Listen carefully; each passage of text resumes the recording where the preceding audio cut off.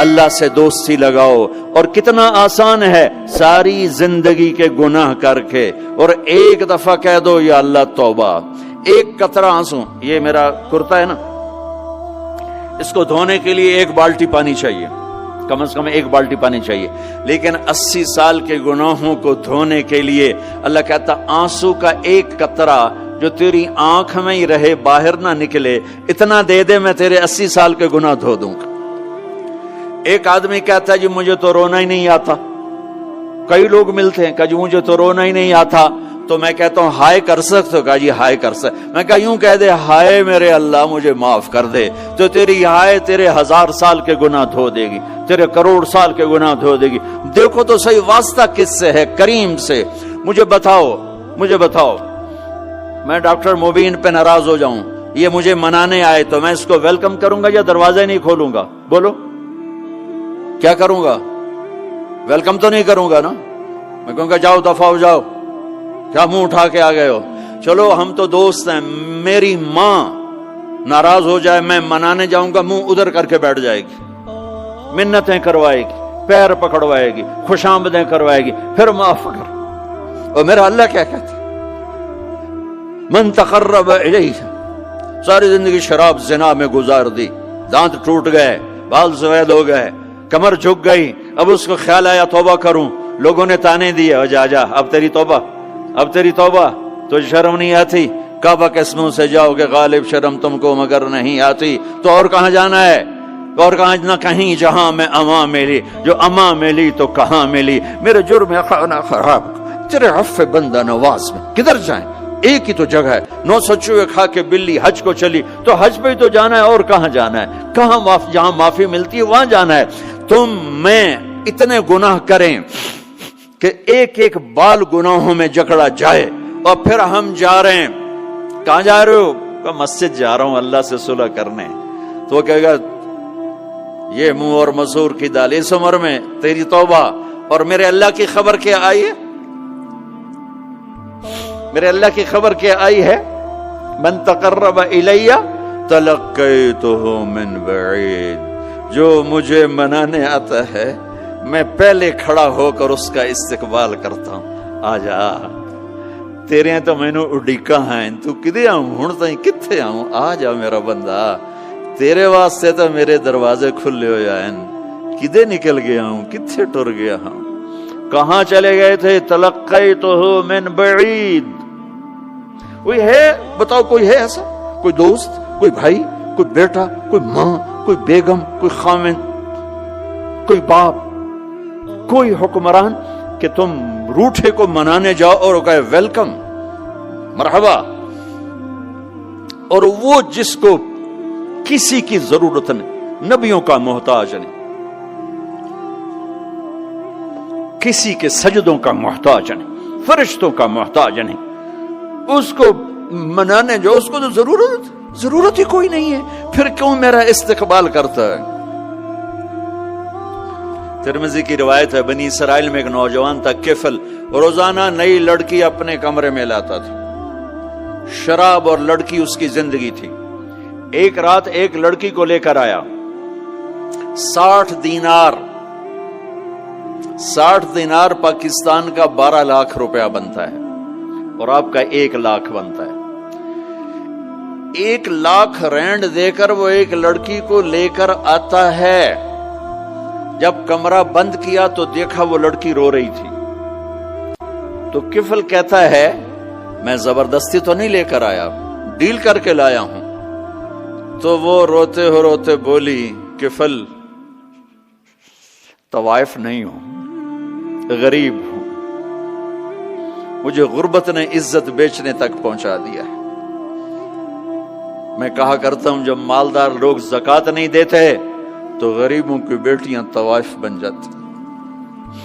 جب مالدار لوگ اپنے دنیا کو جنت بناتے ہیں اور غریبوں کو بھول جاتے ہیں تو غریبوں کی بیٹیوں کی عزتیں یوں نیلام ہوتی ہیں. وہ ساری زندگی کے لیے طوائف کا داغ اپنے ماتھے پہ لیتی ہیں اور زندگی بھر عزت کا ایک لمحہ نہیں گزار سکتی. اور طوائفوں سے کھیلنے والے وہ ویسے ہی مسٹر رہتے ہیں، وہ ویسے ہی ہز ہائنس رہتے ہیں، ویسے یور آنر رہتے ہیں. ایک بچی کی عزت برباد ہو گئی اور اس خبیث کی عزت ویسے کے ویسے ہے، اس لیے تو میرے اللہ نے قیامت کا دن رکھا ہے، اس لیے تو میرے اللہ نے قیامت کا دن رکھا ہے۔ ہائے ہائے ہائے ہائے، ایسے تو نہیں حسین سر کٹوا کے نیزوں پہ چڑھ گئے اور آل رسول کے سیٹے گئے اور بوٹی بوٹی ان کے ہو گئی کہ اللہ کو نہیں چھوڑنا باقی سب چھوڑ دیں گے۔ جس امت کے پاس کربلا کی تاریخ ہو وہ امت نماز چھوڑ دے، وہ امت جھوٹ بولے، شراب پی، زنا کرے۔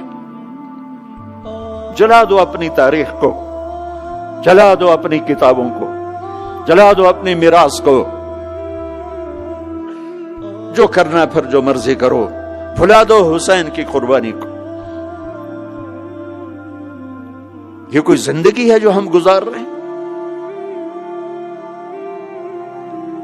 وہ عورت رونے لگی، وہ لڑکی رونے لگی، کفل عزت دار ہو، مجھے غربت نے طوائف بنا دیا ہے۔